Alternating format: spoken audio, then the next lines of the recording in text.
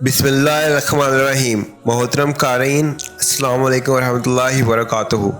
قارئین، فرعون کی بیوی حضرت آسیہ نے حضرت موسیٰ کے بچپن میں ان کی پرورش اور خدمت کی سعادت بھی حاصل کی، اور بہت دفعہ جب فرعون نے انہیں شہید کرنے کا ارادہ کیا تو آپ نے ان کی حمایت و دفاع کیا اور فرعون کو اس کے مذموم ارادے سے باز رکھا۔ بہرحال حضرت موسیٰ بچپن میں آپ کے پاس کیسے پہنچے اور آپ نے کیوں کر ان کی خدمت اور پرورش کی، یہ واقعہ بہت ہی حیرت انگیز ہے، جسے سن کر خدائے قدیر و عزیز کی قدرت پر یقین بڑھتا ہے۔ چنانچہ جب فرعون کے حکم سے اس کے کارندے بنی اسرائیل میں پیدا ہونے والے ہر نومولود بچے کو قتل کر ڈالتے تھے، دراصل فرعون نے ایک خواب دیکھا تھا کہ بیت المقدس کی طرف سے ایک آگ نکلی جس نے سارے مصر کو گھیر لیا اور تمام قبطیوں کو جلا دیا، مگر بنی اسرائیل کو آگ سے کوئی نقصان نہیں پہنچا۔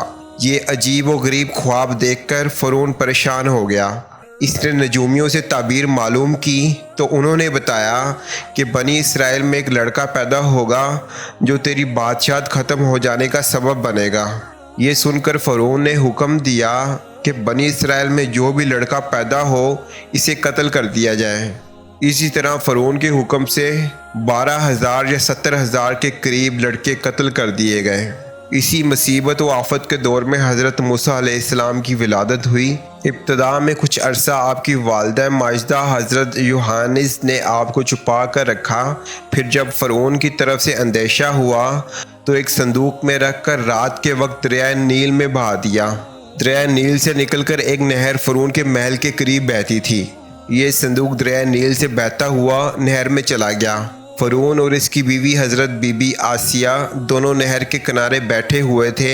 جب ان دونوں نے صندوق بہتا دیکھا تو نوکروں کو بھیج کر وہ صندوق منگوا لیا۔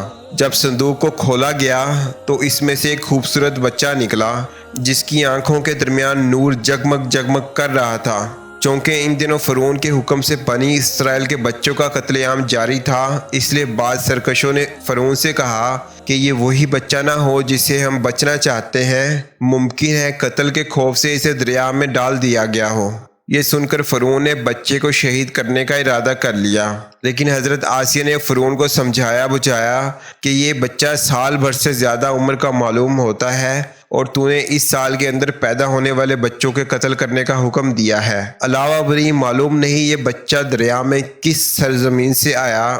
تجھے جس بچے کا اندیشہ ہے وہ اس ملک کے بنی اسرائیل سے بتایا گیا، اور یہ بھی کہا یہ بچہ میری اور تیری آنکھوں کی ٹھنڈک ہے، اسے قتل نہ کرو، شاید یہ ہمیں نفع دے یا ہم اسے اپنا بیٹا بنا لیں۔ یوں فرعون کو سمجھا بجھا کر حضرت آسیہ نے انہیں اپنے پاس رکھ لیا، اپنا بیٹا بنا لیا اور خود ان کی پرورش کرنے لگی۔ ایک دن حضرت موسیٰ فرعون کے پاس ایک چھوٹی سی ڈنڈی سے کھیل رہے تھے۔ اچانک آپ نے وہ ڈنڈی فرعون کے سر پہ دے ماری۔ فرعون اس مار پر سوچ میں پڑ گیا اور آخرکار آپ کو شہید کرنے کا ارادہ کر لیا۔ اس پر حضرت آسیہ کہنے لگیں، اے بادشاہ، غصہ مت کر اور خود کو بدبخت نہ کر، کیونکہ یہ تو چھوٹا ہے، اگر تو چاہے تو اس کو آزما لے۔ میں تھال میں سونا اور انگارہ رکھ کے دیتی ہوں، تو دیکھ لے یہ کس کو اٹھاتا ہے۔ فرعون اس کے لیے تیار ہو گیا۔ جب حضرت موسیٰ نے سونے کی طرف ہاتھ بڑھایا تو فرشتے نے ان کا ہاتھ پکڑ کر انگارے کی طرف کر دیا۔